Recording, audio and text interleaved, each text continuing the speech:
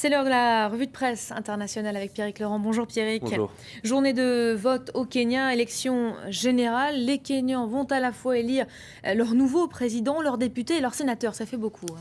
Oui, et sur ces élections plane l'ombre des violences qui avaient émaillé le scrutin de 2007. Alors ce matin, la presse kenyane lance un appel à voter. C'est le cas par exemple du Daily Nation.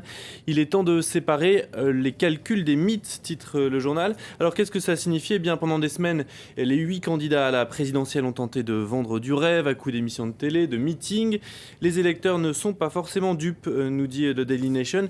Ils connaissent les zones d'ombre des candidats, mais c'est maintenant à eux de jouer leur partition. Aux électeurs donc de montrer qui les a convaincus et de faire un choix avisé en allant voter en masse. Et parmi les favoris, l'actuel Premier ministre Raila Odinga, une ébauche de son discours de victoire qui pourrait être prononcé mercredi, a déjà fuité dans la presse. Oui, c'est le quotidien Kenya Today qui publie ce discours en précisant donc qu'il s'agit d'une ébauche qui sera sans doute révisée dans les prochaines heures en fonction des résultats. Un discours qui au final devrait durer 47 minutes, c'est très précis.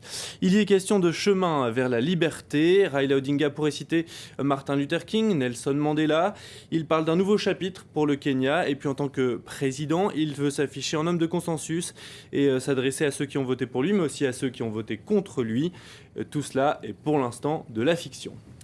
Ce week-end, le Sunday Times a publié une interview de Bachar al-Assad, le président syrien, qui a donc accordé pour la première fois depuis plus d'un an un entretien à un média occidental. Oui, cette interview est reprise ce matin dans plusieurs journaux, c'est dans notamment The Australian. Je ne compte pas quitter le pays, répète Bachar al-Assad.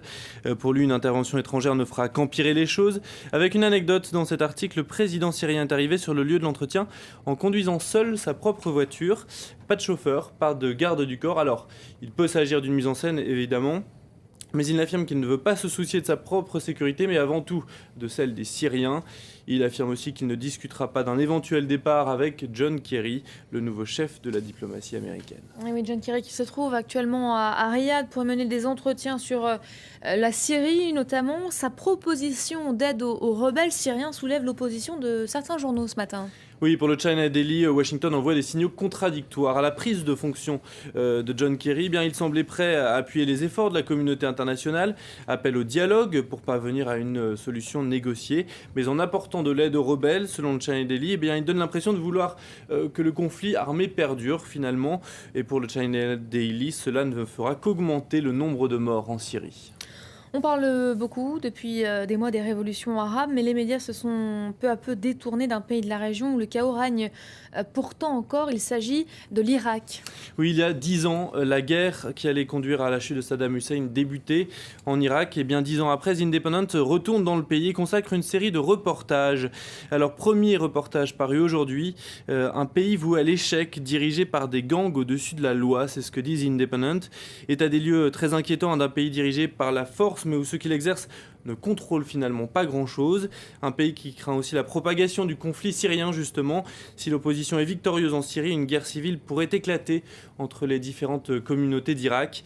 A noter que demain, le journal se penchera sur la corruption. Bagdad, l'une des villes les plus corrompues au monde, nous dit Independent. On va finir avec une découverte scientifique qui soulève évidemment beaucoup d'espoir. Un bébé né avec le virus du sida a été guéri pour la première fois. C'est un bébé américain, il est né dans le Mississippi et il a reçu un traitement intensif, 30 heures seulement après sa naissance, un traitement à base d'antirétroviraux. Alors, The Guardian explique tout cela, la nouvelle a été dévoilée hier. Aujourd'hui, il a 2 ans et demi, ce bébé, il n'a plus besoin de traitement.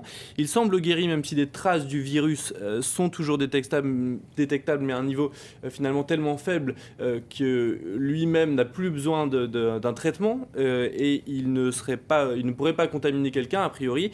Ça reste à voir bien sûr avec les années qui vont passer. Ça ouvre en tout cas de nouvelles perspectives pour la recherche et notamment pour les centaines de milliers d'enfants qui naissent chaque année avec le virus du sida. C'est le cas notamment en Afrique, on le sait, très touché par le virus du sida. Donc cela ouvre de l'espoir pour des milliers de personnes. Merci beaucoup Pierrick pour cette revue de presse internationale.